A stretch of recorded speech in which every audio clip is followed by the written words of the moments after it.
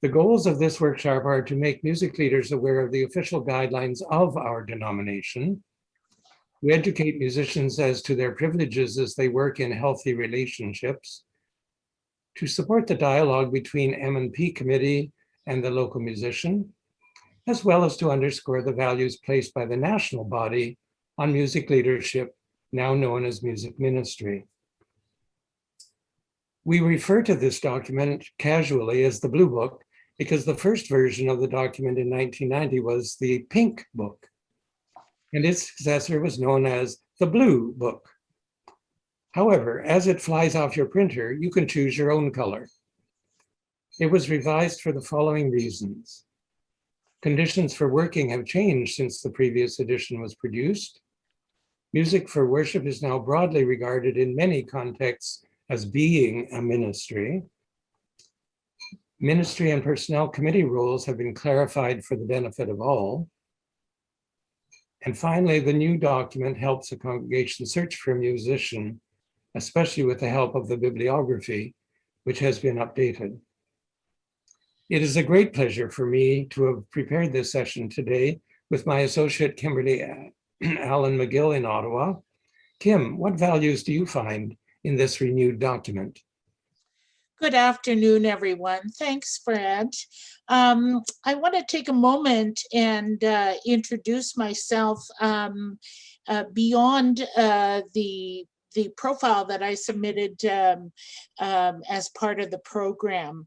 So I have been a church musician all my life. I grew up in Eastern Ontario. I'm the daughter of hardworking dairy farmers in that area, just on the Quebec border. I became a church musician at the age of 12. In my home church, where I grew up, I was confirmed, baptized, married there. I somehow became a church musician at a young age because we had a very fine, upstanding octogenarian who one Sunday didn't show up for worship.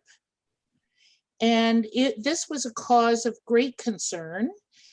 People had wondered what had happened. Did someone forget to pick her up or whatever?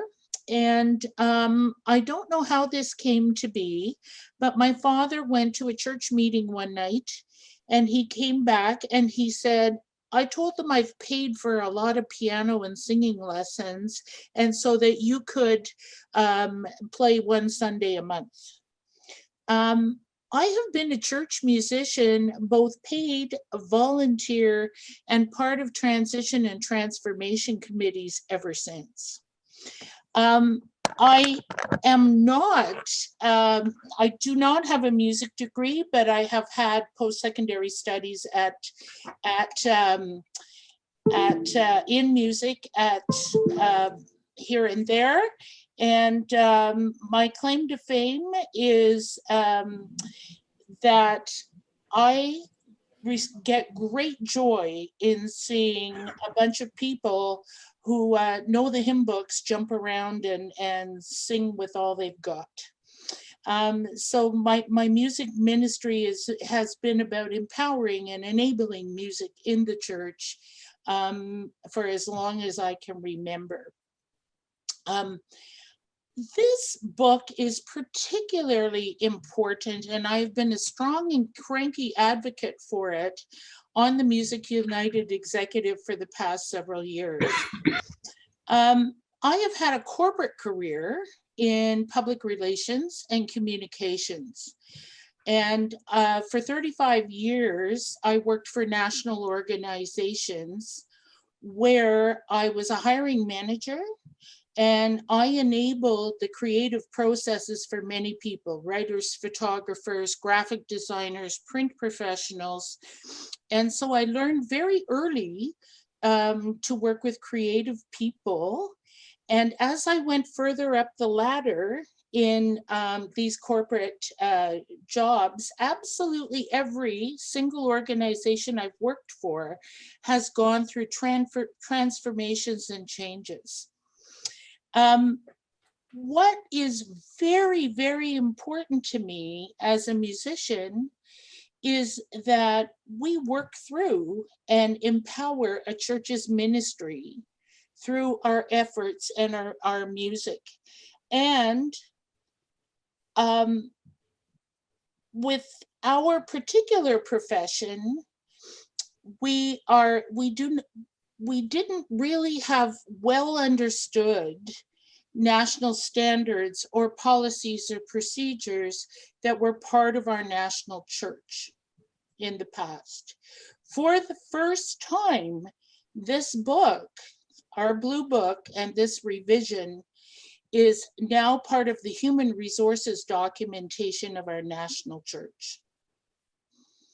And while it has been distributed in the past to all church congregations, and it has been out of print for many years, our human resources arm in the United Church are the local M&P committees.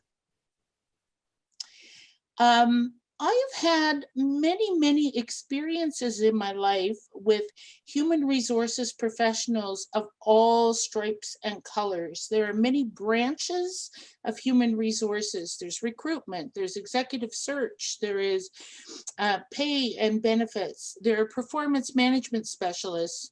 And I have worked very closely in going through transformations in my corporate life with human resources professionals who have helped me to craft very precisely what the value of a position, the work, and a job description for a particular position. One has to justify such positions in any organization. The values associated with this particular book that are very clearly expressed and that speak to my heart and soul and my profession are leadership. As musicians in our church congregations, we are worship leaders. We are not ordained ministers, but we just the same have a different medium and creative messaging, but we are worship leaders. This publication very clearly defines that. We have a role in empowering others in the congregations that we work in. That is the role of a leader, to work through others and empower them. In my corporate life with huge responsibilities, all of that accountability was on my head. But I learned very early on that I could not deliver on those without empowering the people and engaging them. My field was in public relations. My area of expertise was corporate image. And I'd like you to think a little bit about what is the image of our profession? How do people see us in our role? When I was 12 years old, my wonderful, well-meaning church administration in this small rural church community, they wanted a girl to play the piano. To this day, I am still the girl that plays the piano and sings there. Workplace value, our values in a workplace in this document are very clearly defined. What do we bring to the table? What is music ministry? And it's a ministry, a calling. What are the cultures and the behaviors of our profession? Finally, the values of teamwork in this document are very closely and carefully defined. We have a role and a responsibility and a ministry to impassion and enable our congregations to worship with God's song. Now, I think what we were going to do is to bring you through some of the different pieces of it, pieces of the publication. And we wanted to talk about what was pastoral in your music leadership. And so would it be okay, Fred, if I share the document? Sure. And you can see, we can discuss exactly the wording. Can everyone see?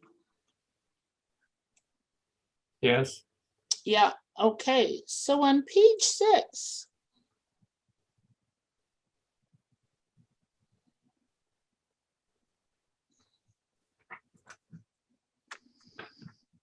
definitions of music ministry.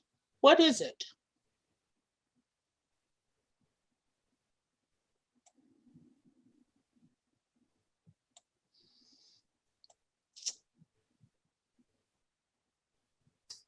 I would direct your attention, especially to paragraph 5 on the page. That paragraph begins with the word such an approach, where it uses the word that Kim just used, the word pastoral. What are the pastoral? This is beyond the notes. What is the pastoral dimension of your calling? Is it the people dimension, where you telephone and you email and you call and you give private instruction to or extra support to? Or does it extend beyond that to choosing something that harmonizes with the spirituality that you see developing within the congregation? So the original question is, what is pastoral about what you do? And that may be a topic for you to air in the chat room that we're coming up to. Page 7, Kim? Yeah.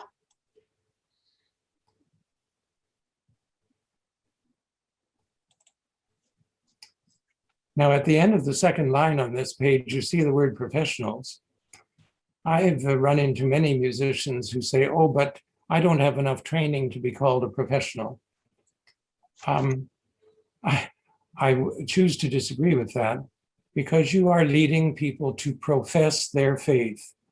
And therefore, we're all in this together, as the saying goes, and we are professionals. However, Jason mentioned my association with the RCCO, where I am the national convener for professional support. And I get all sorts of letters, calls, and emails about people who are not being treated professionally. And that's a great tragedy. So I'm asking you, what do you expect on a professional level? Is it your salary? Is it that expectations be clearly spelled out? Do you expect a regular review of what is happening? Just what are the extents of professionalism that enter into performing the ministry in which you are engaged? Over to page 8. I might take a moment Please. to look at culture. One of the situations that I've been through in my life is that I've been laid off 3 times. Every time you are laid off, it is a blow to the spirit, the soul, your self-value. I assure you, I've not been a bad employee. My area of expertise was publishing, specifically graphic presentation of a culture and an organization, and also producing peer-reviewed journals, communication pieces, annual reports, and newsletters. And so in this day and age, that profession has completely changed. It was a technological revolution, and I became a very big boss. So the techies are now leading the charge in those professions. So one of the things I've had to do is explore very deeply, where is the culture? Where do I fit? And when we think about our denomination with a gazillion workplaces across the country, and we are in a workplace. Many people don't understand that this is a calling and a profession. And one of the things I was encouraged to do was explore the culture of different organizations. Are people going to work with red running shoes and golf shirts? Or is everyone in a three-piece suit? Is there a diversity within our culture? Musical cultures and artistic cultures, we have a role in playing out in our congregations. But if you are looking for a role in a very traditional and conservative church, would you fit there? This is very valuable. It describes our denomination. It describes who we are as a community of faith. And it also gives us key messages as to our profession and what we do. Well said, Kim. Thank you. At the foot of this page,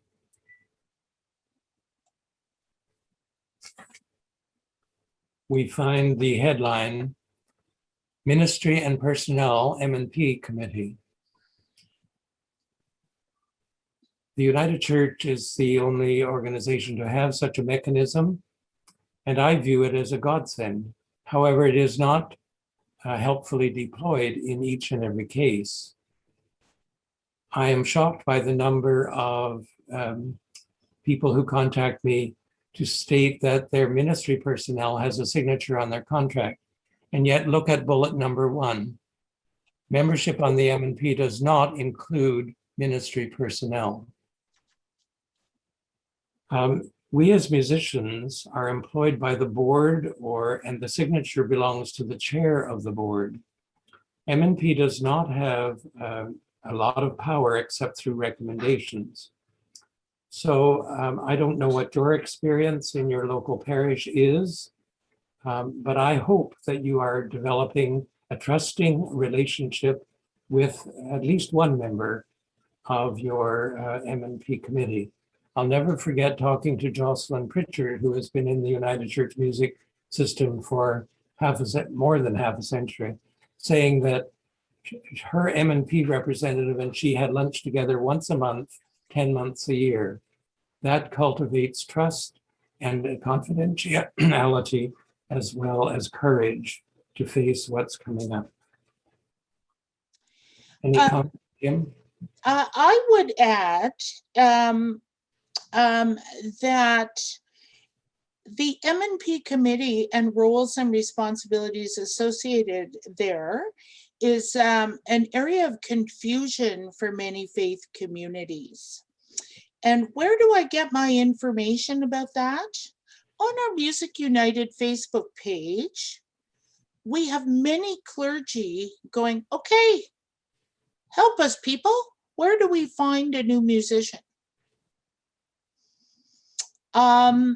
And so while Music United plays a role in advocating for other musicians, the person putting that forward as the clergy member, they're not the hiring people. The roles and responsibilities and the reporting relationship is to the M&P committee and to the congregation. And I think that I also believe, I should have said at the outset, I am not a theologian. I tell all clergy I'm working with, if you make me preach, I'm going to charge this congregation double.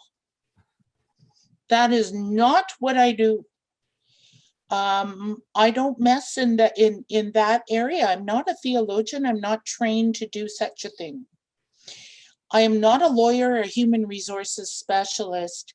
And I also, in reporting and enabling the entire congregation, I want my efforts to be in sync with the ministry of that congregation. And I need help in so doing. I need clear boundaries. I need to know, what am I going to be paid? When am I going to be paid? What are the expectations? And I'm not sure M&P committees, who are fantastic, well-meaning and generous volunteers, understand the scope of that. I see it all the time in job posters. I also see it all the time in terms of how congregations interact. And clergy who approach me, well-meaning, going, I'm the boss around here. I go, just a minute. I work with a choir, I work with, singers and all of that. I believe that we have a very, very rich ministry and job function within our faith communities. Thank you, Kim, for that experiential comment. And that leads me to round off by saying that your responsibilities need to be reviewed. And even if everybody says everything's going fine, keep up the good work, that is still a check-in. That is still a marker for everyone to express delight or concern, as the case may be. Now, at this point, we're going to break out for 7 minutes, Bruce, into chat groups. Sure. Do you know how many you would like? We have 43 people on here. How many would you like in a room? 4, roughly? 5? 4, well, 4 and 5, depending how that breaks out. Okay. And I will. So you will call us back in 7 minutes. 7 minutes. Yes. Okay. So what is pastoral about your ministry? And what about your M&P committee? What's your relationship with them? Great. Go to. Let's take a couple of minutes and express any pearls of wisdom, any epiphanies from the whole crowd.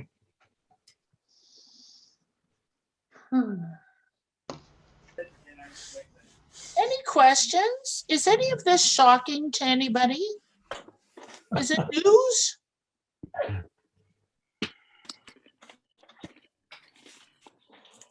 If I could step in, it's nice to hear people talking about this kind of thing, because we don't often have a chance to talk about the work that we do outside of the scenes of church with ministry and personnel.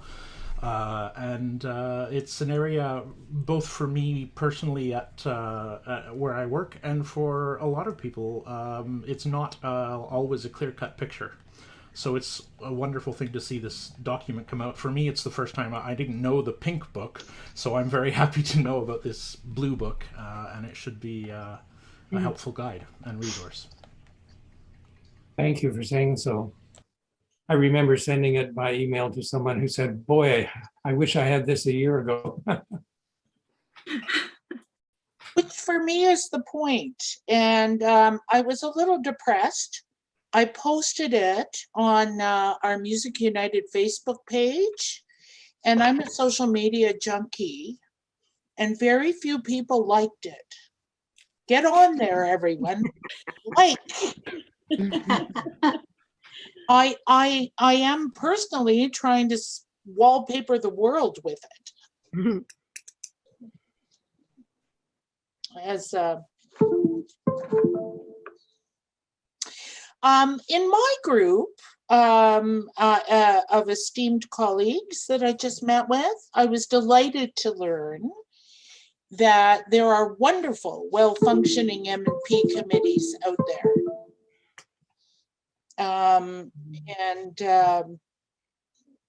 That's really fabulous to hear. Very encouraging. Did anyone else have a comment or a question? It sounds like there's a range of both, because one in our group was laid off as soon as COVID hit, and no longer has an M&P committee. So it's been just helter-skelter since for a year for her. And she said very much what you described with the grief and everything. Whereas the other two of us had really good support and are been just carrying on just in a little different way. It's a little bit extra work and hours, but still support. So it sounds like it's either, maybe it seems like it's one extreme or the other, but maybe there's some in between. I don't know. Maybe I'll talk about that just a little bit, having been through the pain and suffering of being laid off and terminated. One of the reasons I am so passionate and so assertive now when it comes to human resources issues is that very bad things can happen in a very quick period of time. And when we think about our profession, and people don't necessarily understand completely what we do. So our main product is a worship service and our choir, and we do that every week. 80% of our work goes on in the background. Copyright permissions, research, learning, teaching people, encouraging people, growing programs, developing programs. So a lot of that is misunderstood. So the perception of what a musician does and offers to a congregation is very important that be quantified and outlined in any faith community. It is not about just playing the piano. When you go through a layoff or a downsizing or a human resources transition, there are laws that come into play. But as musicians, our calling card, and right now more and more, is on video. So you'd like me to play the Alleluia chorus and engage a choir virtually. What tools and experience and do I have to do that? Well, make it happen. You're the musician. Think about that. And if I do it badly, I'm still the musician. Yeah, if I do that badly, will anyone want to work with me again? Right? It's out there permanently. So the language and the management of our work and our public profile and our church's profile is very important. Our reputation is really important.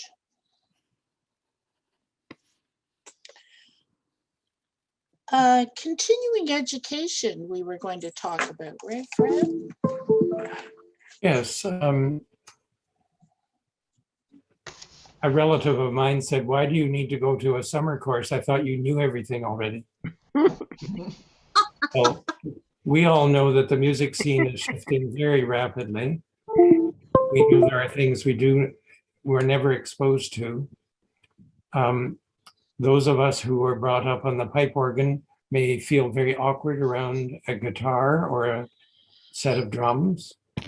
There are things to accommodate in the present evolving shapes of worship, and Kim will speak to that later on, just near the end of our time. There are not a lot of continuing education opportunities in Canada, but they are out there. And hopefully our Facebook page can highlight those so that people don't need to travel across the country every time to get to them. And that's where our pandemic has done us a favor in pulling us together in virtual seminars and virtual courses of study. But is a continuing education time specified in your contract? Does the congregation understand that there are new parameters for you to discern and find a comfort level with? So that might be something you want to pursue when you return to your review session at the end of this season with your M&P committee. Kim? I'm going to put it in advertisement here. One of the things that has been a benefit to me as I evolved and changed and became from a small rural church to larger city operations, the continuing education has been extremely important for me, and I want to give thanks for my Music United colleagues. I learn from all of you. Those of you that I'm stalking on Facebook because I'm enjoying your work, and I am learning from you, and I'm grateful for that. And a life-changing experience for me was attending the Summer Institute of Church Music the first week of July, and we will be actively promoting that after this conference and at this conference going forward. So church musicians need summer camps. So professional development is extremely important. I find we live in an environment and a world where continuing education and constant learning is part of our DNA. I don't know about you, but the number of word processing programs I know that are now defunct and nowhere. And even in the past year with the pandemic, look at all of us on Zoom. Isn't this fun? So, you know, continuing education, our field evolves continually. And it is very, very important that your congregation expresses a vision of their ministry and a vision of their music ministry so that we can get the information and the skills that we need to deliver on that. And Well visions, said, thank you. And visions do not stay still. I worked with a team of people who said, well, you know, this is our culture. And, you know, this is the way we do things around here. And I was working with some consultants to help transform the operations of a workplace. And the consultant said, I want you to think about Henry Ford. When Henry Ford created the automobile, everybody was out there with horses. And the horses were kicking up a fuss, and they all thought he was crazy. And this wouldn't fly. And there was, no, we can't do that. We have to protect our culture and our horses and our way of living. We live in a world where that does not happen anymore. So anyone who says to you, we've always done it this way, and why do you need professional development? You play just fine, is not your friend. They're not helping you.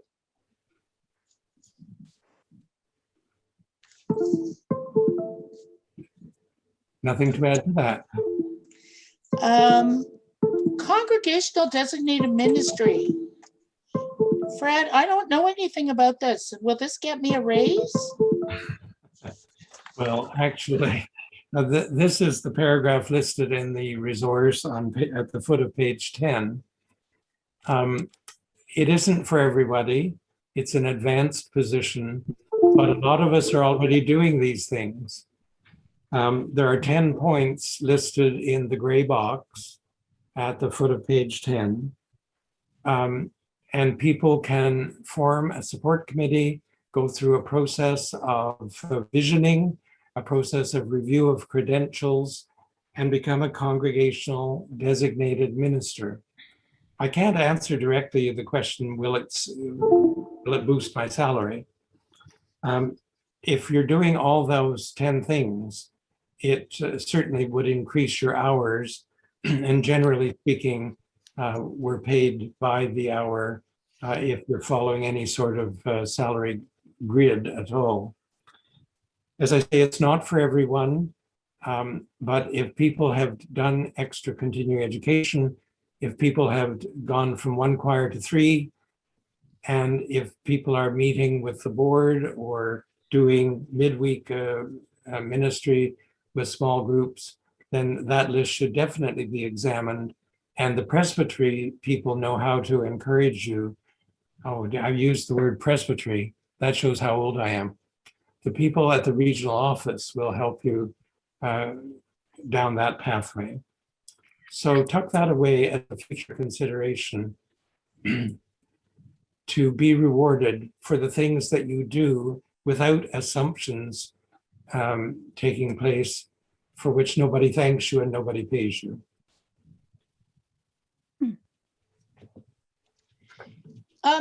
I just am wondering how many of you are congregational designated ministers? How common is this, music ministers? Is this widely known? Can you show of hands or chat or identification in the chat? Kevin, Diana, Ian, how many others? Yeah, so this is definitely a career path issue, correct? Yes. Yeah. And is this something that is driven by the M&P committee, Fred, or is this something a musician can say, you know, here is a process, or is it? It's either or. An attentive M&P committee could say, shortly we should sit down and consider whether you are interested in qualifying as a CDM. Or the musician can say, M&P, I've been thinking quite a lot about becoming a CDM. Do you support that? And can we talk about formulating a process? It's a mutual decision, really. I don't know how those who have executed their plan. Perhaps we'll hear from that in the chat rooms. And we are coming up to another chat room time, which should include the question, as members of Music United, which you all are, how can Music United support where you're going and what you are called upon to do right now? Well, in my chat group, we found out my new phrase, pandemic pain, those who are penalized in the pandemic. Layoff without notice, reduction of hours, scare tactics, etc. But we're interested to know what came up in your chat group. Anybody care to share? Our chat room came up with the idea that Music United needs to do, you know, a 1 minute or whatever video that could be played in church or during services, such like they do with the Minute from Mission, and you know, make sure that all different churches are communities are hearing about Music United. That was from our group. Good. Yes, I do. That was great. Well, just so people know what Music United is, and that it's a good resource, because we're so far remote in Thunder Bay, not many people up here even know there is a group like this. Exactly. But I think that's an issue right across Canada. Mm-hmm. 3 of the 5 people in my group were not familiar with Music United before about a week ago. And so I think that, so there was a call for more visibility among musicians, and also it was said that it was important to have advocacy at the national level and getting documents and guidance from the national church to congregations about music ministry, including information about how to become a CDM as well. So yeah, I have a nice little to-do list. Excellent. In my group, there was a little bit of confusion about licensed lay ministry and a congregational designated minister. They are separate processes, correct? Correct. Yeah. Separate training pathways. We had a conversation in our group about the difference between music director term and a music ministry term, and talked about the importance of having conversations, musicians being able to have conversations, and going back to that idea of the expectation.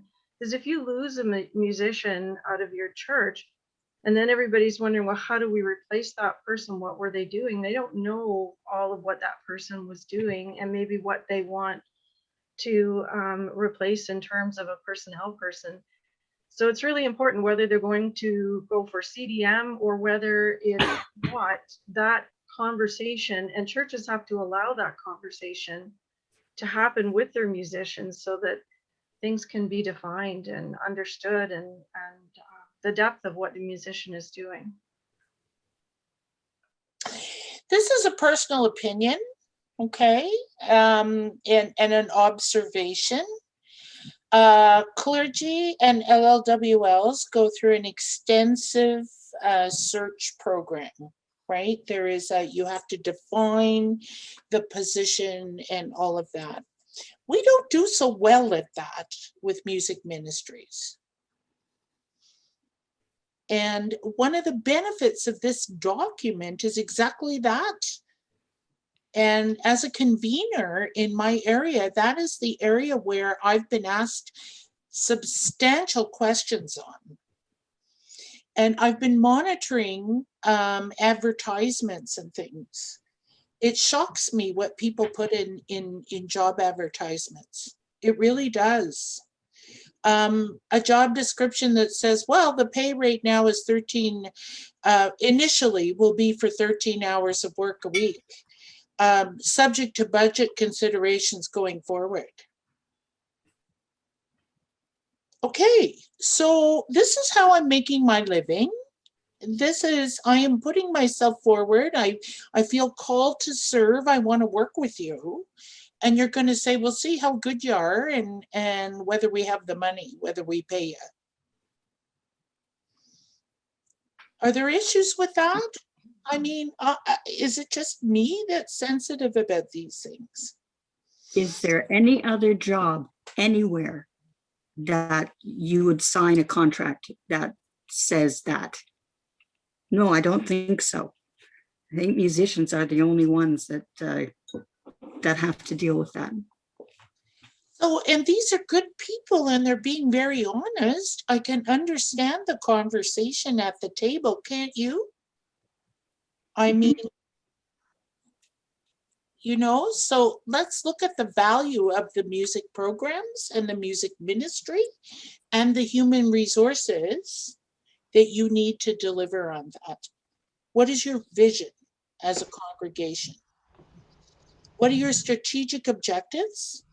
How am I, as a music director or anyone else, going to be assessed on whether this is successful or not? There has to be some paperwork in place here. There is, in my corporate world, there is a big difference between a job description, a performance agreement, and, you know, objectives and vision for the congregation. Two things I can do something about, some I can't. The music director directs the choir.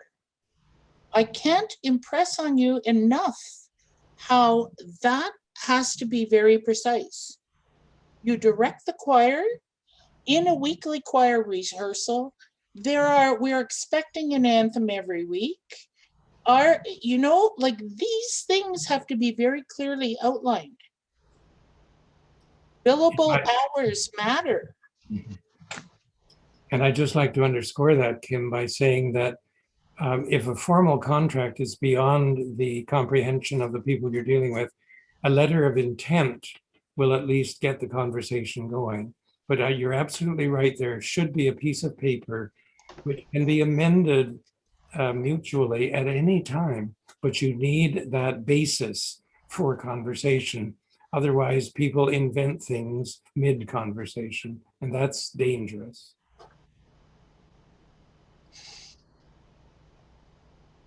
Even with a printed document, I'm citing the case of an organist in an Ontario town who got an email last week saying that his organ practice time would be reduced from 6 hours a week to 2.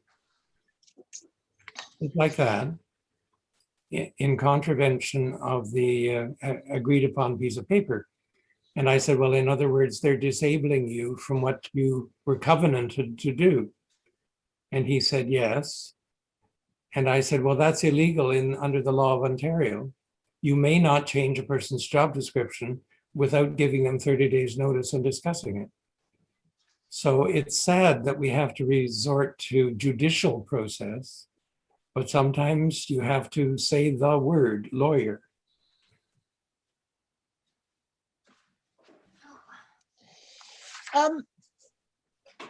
Perhaps it's timely for us to think about the different types of employment relationships, Fran. Sure, go ahead. So in my corporate world, with my corporate hat on, and this applies because it's a legal issue in church communities also. So a term, when I was a director of a corporation and I was hiring a staff person, it was a term. It had a defined beginning and an end, and here is the job function. Here's what we want you to do. I want a bum in the seat doing this work. The person in that role has no claim to fame beyond that. I have very clearly defined the work I want done. And I very clearly have said, here's the start, here's the end, and here's the pay. I am an independent contractor. Now think of that then, okay, item 2, independent contractor. When I was hiring independent contractors, I had to very clearly outline a number of legal terms. A contract is a legal document. And there are some very important things that need to be in it. Start, end, pay. What is the contract delivering? What am I expected to deliver there? And it's got to be very, very precisely defined. So start, end, pay, deliver. And if we want to break that contract for any reason, it's not working out, or we want to renew it continuously, depending. And in the case of a person, what is the statement of duties? You know, what precisely are the deliverables? So that's for a contractor. Are you entitled to pay? Are you entitled to benefits? Are you entitled to vacation? Are you entitled to all of these other things? That has to be clearly outlined in the contract. The employer or the hiring organization, it's a mutual agreement when you look at a contract. If you are in an employer and employee relationship, that is something totally different. pay, and in the human resources world, we look at a benefits package, right, associated with that. What is your vacation entitlement? What is your, and there are legal ramifications associated with that in the Employment Standards Act. We work statutory holidays, a lot of us. Are you paid for your statutory holidays? And many organizations call this a total compensation package. Okay, so your salary is only one component. It's all of these other things. So there is a difference when you are negotiating with a church or an employer as to what you're entitled to or not entitled to. And it's important to know the difference. And I would like to say I'm not a lawyer. I'm not a labor lawyer, but I've worked with lots of them. So, and you know, things can get very uncomfortable if those expectations are not understood. If the employment relationship ends, there are rules that come into being. Okay, you are entitled to, if you're an employee, 2 weeks of severance per year of service usually, and some other things.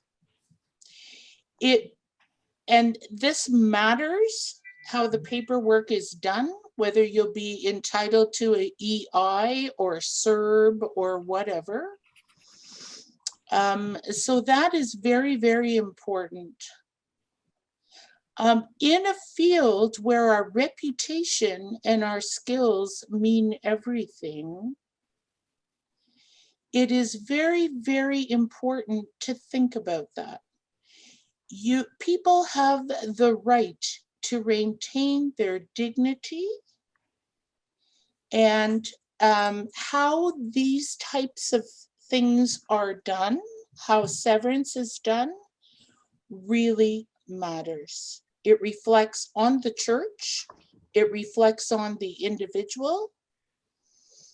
And when you're a specialist, and there are a few jobs out there, how things end is critically important.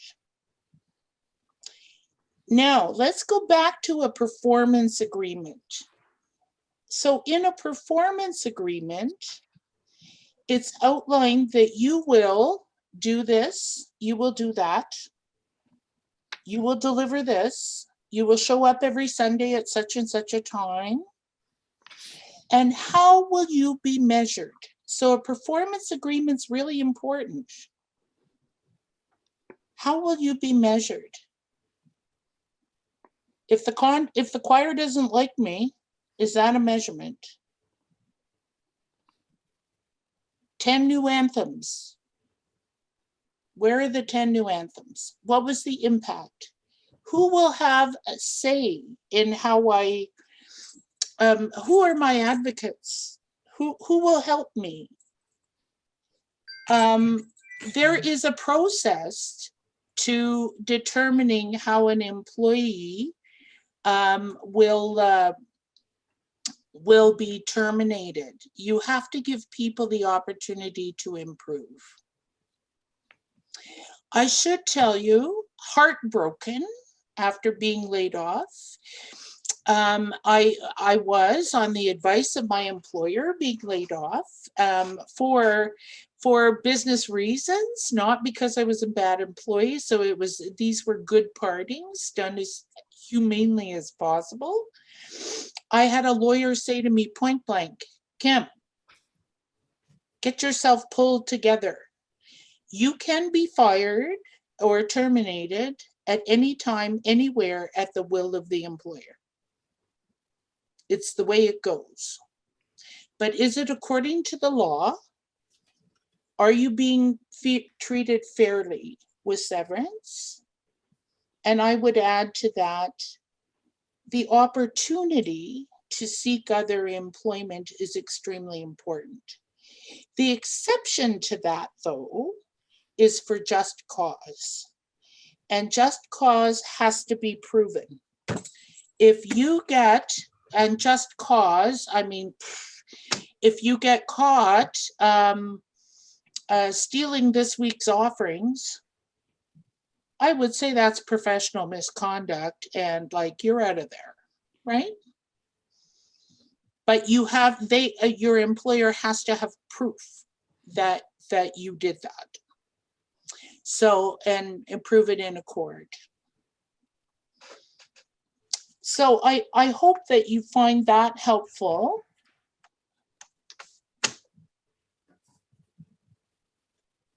Thank you. I'm glad you brought up the difference between employer relationships and independent contractor, because we have many people on the call, I'm sure, who are one or the other. And I already know there are some people who have no contract whatsoever. It's a verbal agreement, and that is another realm that we don't have time to explore today. But thank for you, Kim, for bringing your experience and your knowledge to bear. We just have a few minutes left. And of course, at this time in our Canadian society, we're facing a lot of changes.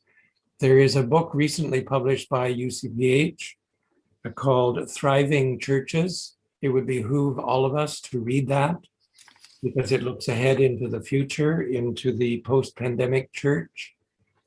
It seems there will be fewer congregations, there will be amalgamated congregations. There may be fewer musician jobs, we do not know. So the struggles that we have experienced for the last 15 months will have far-reaching impacts personally, as well as for the ministry that we love to indulge in, the ministry of music. Now, Kim, I believe you have some comments from Betty Prees to share with us. Yeah, I am going to paraphrase. We had at the Summer Institute of Church Music last year, we had Dr. Betty Prees from Credence & Co.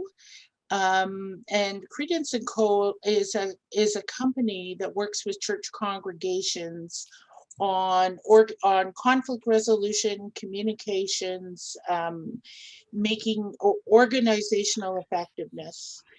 And Dr. Prees was talking about in our society, there are major milestones where there are definite shifts, and we are overdue for a shift. And things are now declining.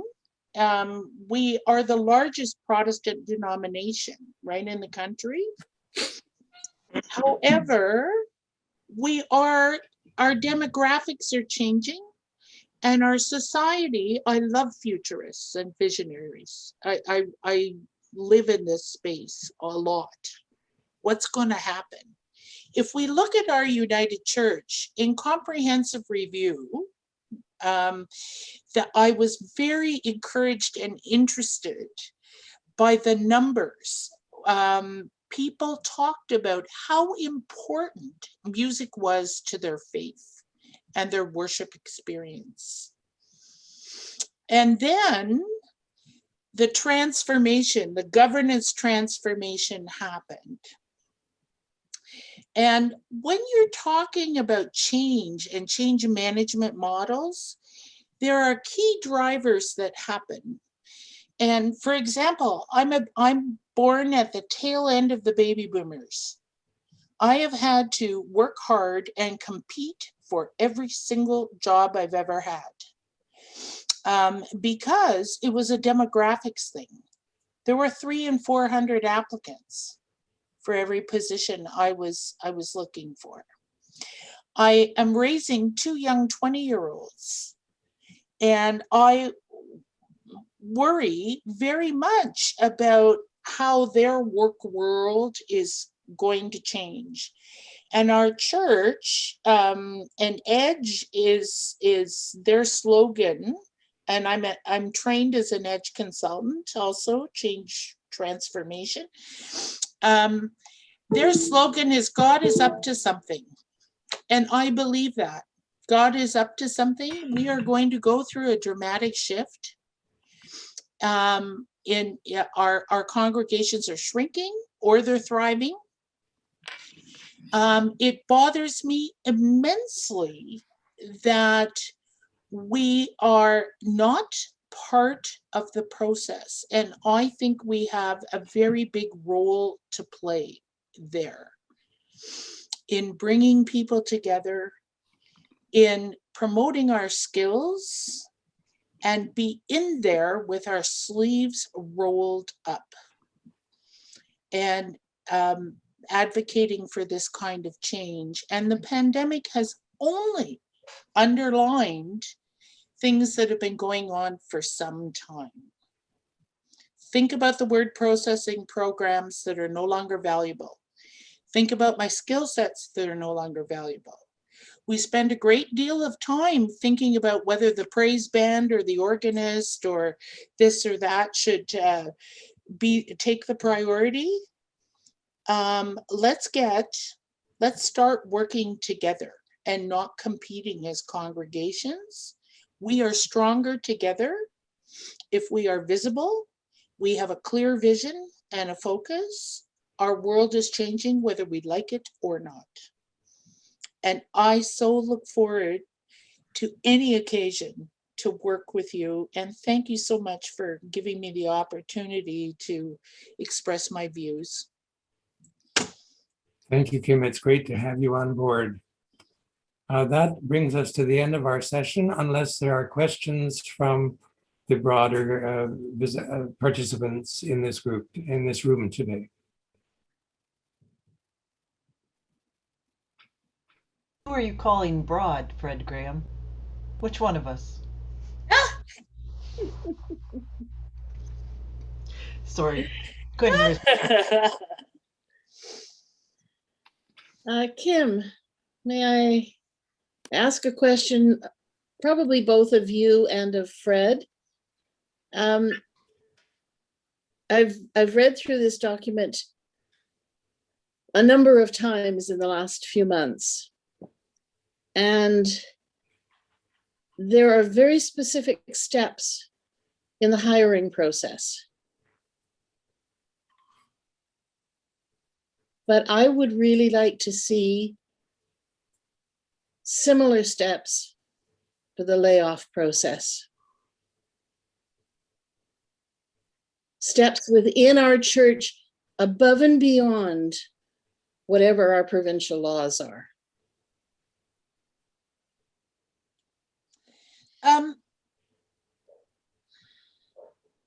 You have a point there. And a lawyer could put that forward. One of the things that I think about a lot too, I was looking at the Human Resources Association of Canada. I love human resources professionals. As church musicians, we work with people. There are issues in human resources. Mental health is one. That's a priority right now. The top one, mental health. Are you supporting your employees? Are you helping them do their work? Diversity, finding the right person, the right fit. I call it employment branding and things like that. HR needs to be very open because there are certain jobs that they can't fill. And so treating people well is, and laying people off humanely is important. We're a church, for heaven's sakes. We're a safe place. We believe in hope, joy, love, and peace. To send a crass letter saying you're out of here, not nice. Thank you for the suggestion. I think that will be something for the Music United executive to take into their next agenda. Thank you for pointing that out. Thank you.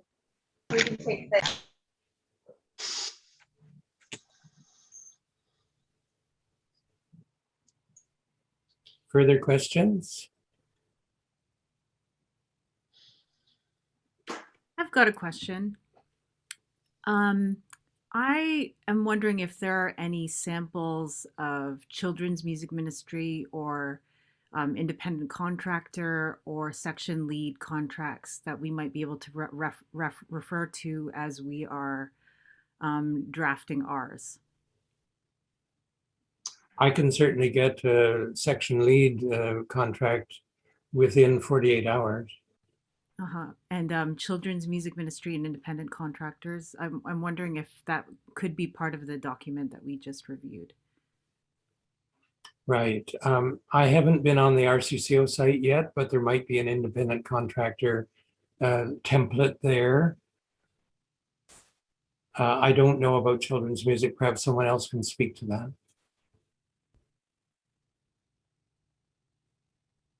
I'll tell you one thing that helps clarify all this, and I'm looking at Jason's face on the screen. A number of years ago, I was in a position of being the interim musician at his church, Islington United. And together, the Worship and Music Committee and I sat down and wrote a mission statement for the music department. And that mission statement has, I think, positively influenced everything that followed, because everybody owned the direction in which the music program was flowing. Mm-hmm. And every time somebody made a hasty decision or passed a motion at a meeting, someone else would say, yes, but let's test that against our music mission statement. Every congregation has a mission statement, but I'm not talking about that. I'm talking about the music mission statement. Yeah. Fred, I'm just thinking that if you have contract examples, we could perhaps add a spot on our website to put those examples on so that they're easily accessed. That's something we could build a library on, a little bit of a library. Yeah. Agreed. I would just speak up too and say that we're at Islington, we're in the process. Irene, is it? Yes. Your name is covered by my little over arrow. We're in the process of redoing our children's music leadership contracts right now. And when we're in that process or finished it, I'd be happy to share those with you and that anyone. Would be wonderful. Thank you. I'll direct message you with my email address.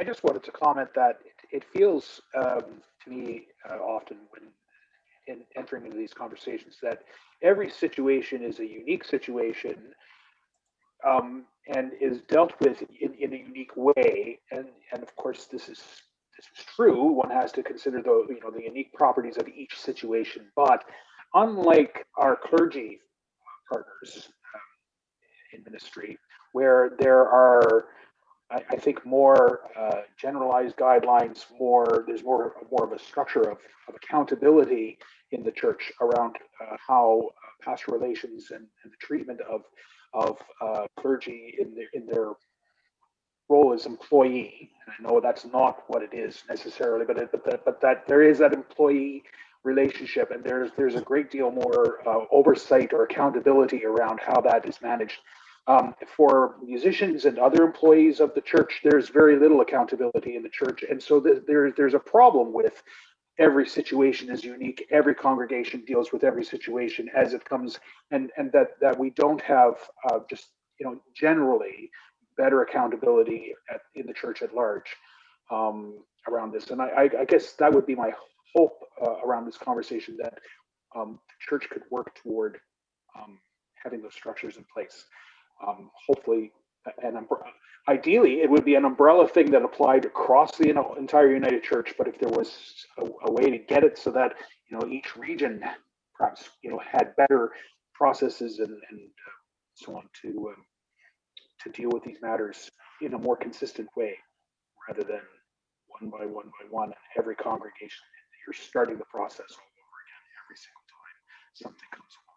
and this isn't only around musicians. We see it happening with custodial staff or secretarial staff or any employee who is not in a clergy paid accountable ministry relationship with the church. Thank you for Amen, saying Kevin. I endorse your statement 100%. Of course, it's built into our polity. Every congregation has independence. Yeah. But that danger does appear, and it did happen when there was this very serious issue. Regional council told our chair of the board that because I was a lay employee, that I could avail myself of the Human Rights Tribunal, but that they would not step in.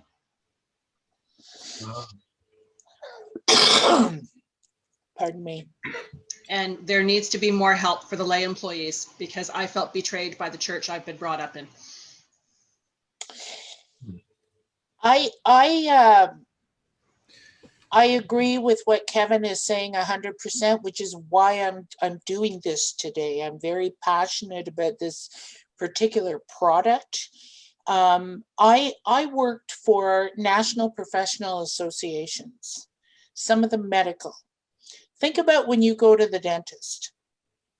You have a dentist, you have a hygienist, who, by the way, is a regulated professional, independent. She can practice, she or he can has a separate practice, but it's under the supervision of the dentist. And you have a dental assistant and an office administrator. Those four positions work as a team. And at the national level, representation of those professionals is part of that overall governance structure. In the United Church, our competencies are not clearly defined. What does it take to be a musician? It's a bit all over the place. And how are we members of the team? And I can't think of delivering a ministry in any congregation without having a team approach. So I agree, we need to work for that. We need to get out from behind our keyboards and advocate in a positive manner. We're here to help. We're not here to impede the process. I just thought I'd jump in here and say our time is up. If we're moving into a time of coffee and conversation, so it sounds like there's more room to converse, but I know some people probably have to be on their way for the day. I want to thank Fred and Kim for spearheading the conversation, for being passionate about it. Fred, you did a lion's share of work on this new document, and thank you so much for that. And Kim, yes, you have been a constant thorn in our side in a good way. So mission accomplished. continued thanks to you both.